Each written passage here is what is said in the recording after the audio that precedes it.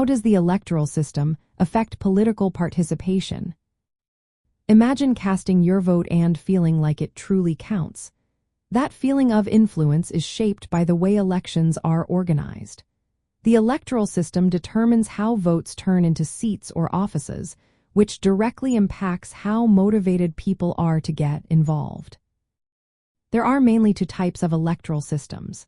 The first is called majoritarian or plurality systems. In these, each district elects one representative, and the candidate with the most votes wins. This system is simple and creates clear winners, but it can discourage votes for smaller parties because those votes often don't lead to seats. If supporters of a small party see their votes don't matter, they might feel less inclined to vote again. The second type is proportional representation. Here, seats are distributed roughly in proportion to the votes each party gets.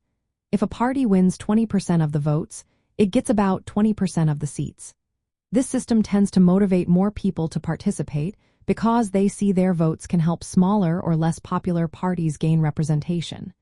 When voters feel their voice can influence who gets into government, they are more likely to vote. Proportional systems also encourage a wider range of political views in government.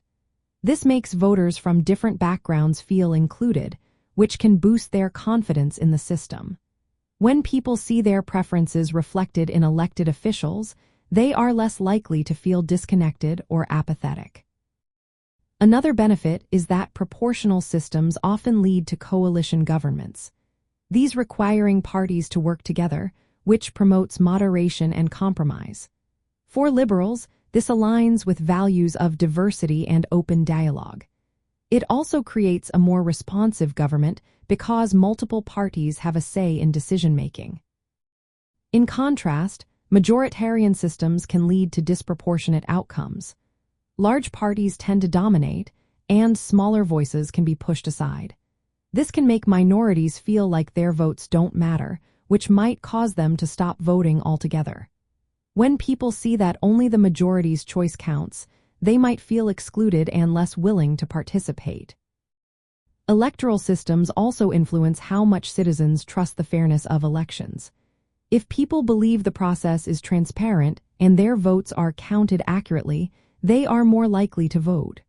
But if the system seems biased or unfair, trust drops, and so does participation.